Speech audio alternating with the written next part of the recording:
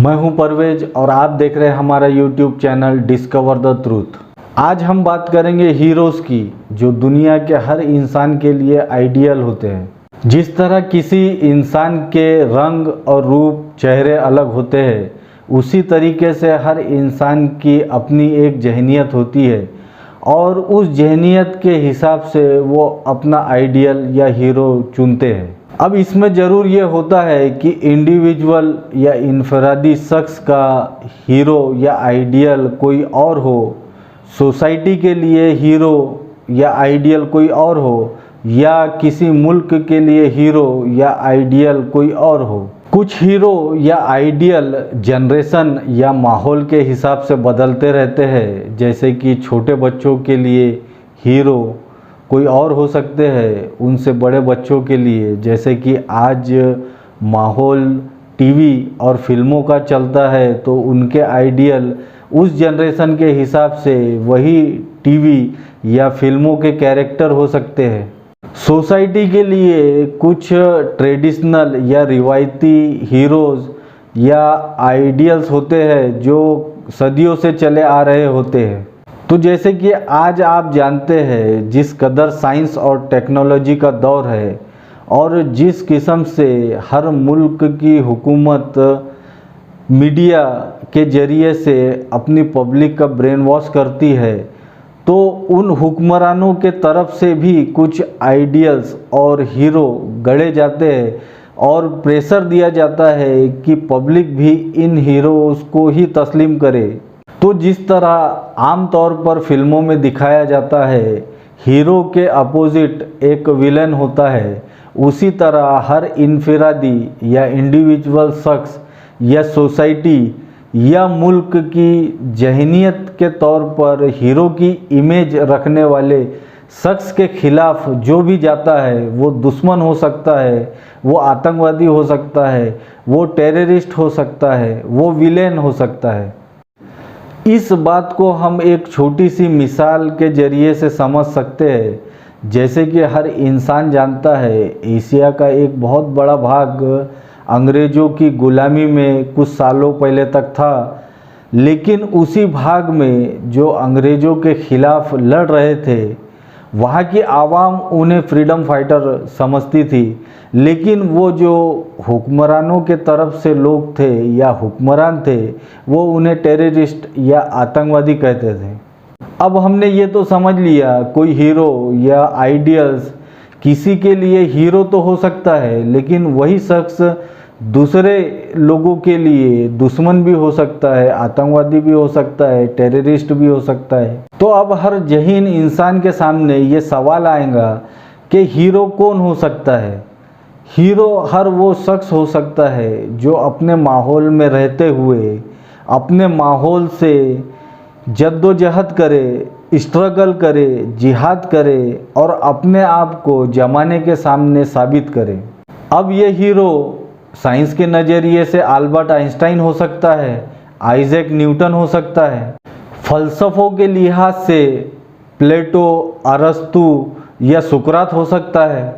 Writer या language के लिहाज से विलियम शेक्सपियर हो सकता है, क्रूसेड के नाम पर मजहबी जज्बात भड़का कर जंग करवाने वाला पोप अर्बन भी हो सकता है, वो आइडियल किन शी हुआंग हो सकता है, सीजर अगस्टस हो सकता है, कॉन्स्टेंटाइन हो सकता है, सिकंदर हो सकता है, चंगेज़ खान हो सकता है, वो आइडियल जॉर्ज वाशिंगटन हो सकता है, नेपोलियन बोनापार्ट हो सकता है, एडोल्फ हिटलर हो सकता है, स्टालिन हो सकता है, गांधी हो सकता है। मजहबी तौर पे हो सकते हैं Gautam Buddha, Mahavir, Moses, Saint Paul, Confucius, Jesus Christ, Allah की तलवार, खालिद बिन वलीद रदी अल्लाह ताला अन, उमर बिन खत्ताब रदी अल्लाह ताला अन, मोहम्मदुर रसूलुल्लाह सल्लल्लाहु ताला अलैहि वसल्लम। अभी हमने जिन नामों का जिक्र किया उसमें से अगर कुछ नाम छोड़ भी दे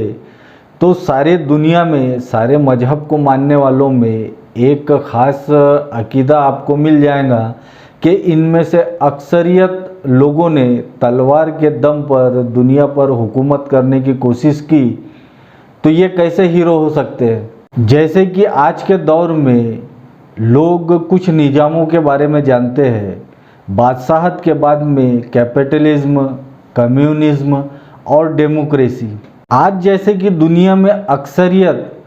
डेमोक्रेसी पे इस कदर भरोसा, यकीन या दलीलें देती है कि सारे दुनिया की तकलीफ़ों का हल सिर्फ़ और सिर्फ डेमोक्रेसी में ही है, जबकि लोग जानते हैं कि इस डेमोक्रेसी की प्रोसेस आज भी 100% प्योर नहीं है और ना ही इस डेमोक्रेसी के निज़ाम के नीचे में जीने वाली आवाम ये कभी दावा कर सकती है कि वो दुनिया के सबसे बेहतरीन निज़ामों में जी रही है।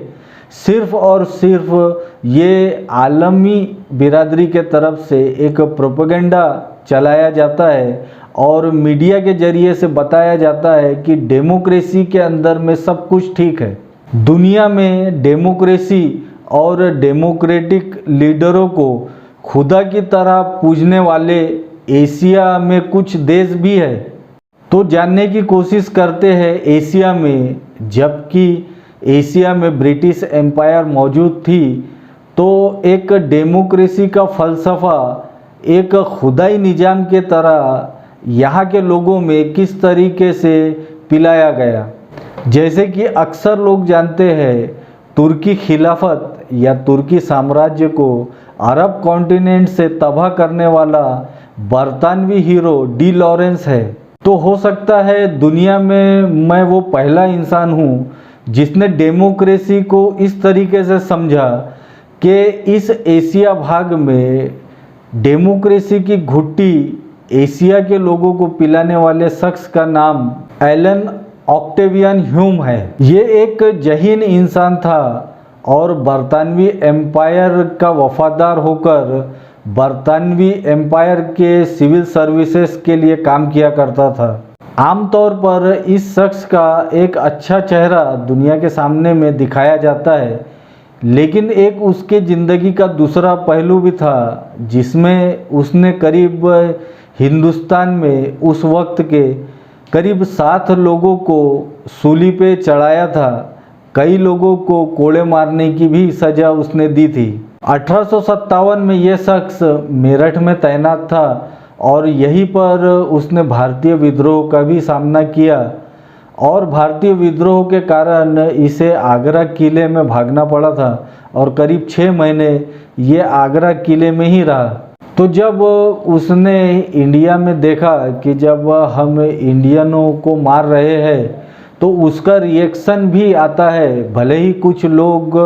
हमारा भी जानी और माली नुकसान करते हैं,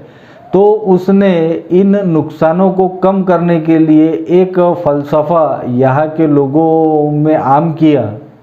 और उसने एक गिरोह, एक जमात या एक पार्टी ऐसी बनाने की सोची जो या जिसके विचार बरतानवी एम्पायर के हितों से या मफाद से न टकराते हो। और यही गिरोह, यही जमात, यही पार्टी इंडिया में रहने वाली आवाम को बरतानवी एम्पायर से भी जोड़े और वो लोग जो बरतानवी एम्पायर के खिलाफ लड़े तो उनके खिलाफ ये खड़े हो जाए। और उसने ये भी सोचा कि इस जमात, इस गिरोह, इस पार्टी में वो लोग शामिल हो जो अपनी जानों से बेतहाशा मोहब्बत करते हो और दुनिया में कुछ इक़्तिदार हासिल करने की चाहत रखते हो और वो जिन्हें हम आतंकवादी या टेररिस्ट कहे,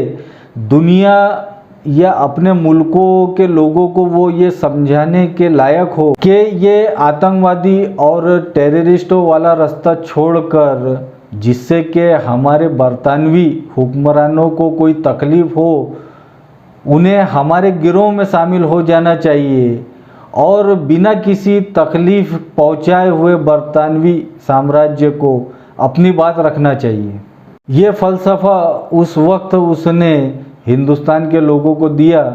और आज इस फ़लसफ़े का असर कहाँ तक पहुंच चुका है ये आप और हम देख रहे हैं। तो ये जो आज बड़ी बड़ी बातें करते हैं, इन्हें खुद अपनी पैदाइश के बारे में जानकारी लेना चाहिए कि इनकी ये जहनियत की पैदाइश कब हुई थी और कितने दिन पुरानी इनकी पैदाइश है। और इन्होंने ये भी जानने की कोशिश करना चाहिए कि इनके हिसाब से जो डेमोक्रेसी का अलम बरदार है या जिनके ये पुछल्ले हैं, उन लोगों ने क्या कभी जंग ही नहीं लड़ी या लोगों का कत्ल ही नहीं किया कि ये दूसरों पे उंगलियां उठाते हैं। तो इन्होंने सिर्फ एक प्रोपेगेंडे के जरिए से दुनिया के लोगों को बावर करा दिया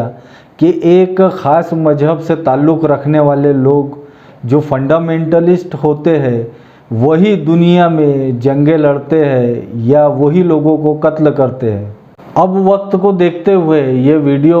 हमें यही रोकना होगा, कोई अपने दिल में ये ख्याल ना लाए कि जो हमने तस्वीरें इस वीडियो में लगाई है उनके बारे में हमने कोई बात ही नहीं की। हम बात ज़रूर करना चाहते हैं, लेकिन हमारा मिजाज उन ब्रेकिंग न्यूज़ देने वाले एंकरों की तरह नहीं है और ना ही हम चाहते हैं कि उन ब्रेकिंग न्यूज़ देने वाले एंकरों की तरह कोई हमें समझे। हम चाहते हैं कि हमारे वीडियो इंफॉर्मेटिव बने और लोग कुछ उससे नॉलेज हासिल करें। ये आज दुनिया का मिजाज बन चुका है कि वो बस ब्रेकिंग न्यूज़ में ही उलझी रहना चाहती है, उससे आगे वो नॉलेज ही नहीं लेना चाहती। तो मैं आपसे गुजारिश करना चाहूँगा कि ऐसे लोग जो कुछ अलग जानना चाहते हैं या कुछ अलग तरीके से इस दुनिया को देखना चाहते हैं, कुछ अपने नज़रियात बनाना चाहते हैं, वो लोग हमारे साथ जुड़े, हमारे वीडियो को देखें। उसमें अगर कोई गलती हो तो उसकी नसीहत भी हमें करें। और अगर आपको ये वीडियो अच्छा लगे तो और लोगों तक इस वीडियो को फैलाएं, लाइक करें, शेयर करें, सब्सक्राइब करें, ताकि हम जिस मकसद से इस चैनल पे आए हैं हमारा वो मकसद भी पूरा हो और आपको भी इस दुनिया की कुछ अलग नॉलेज मिले।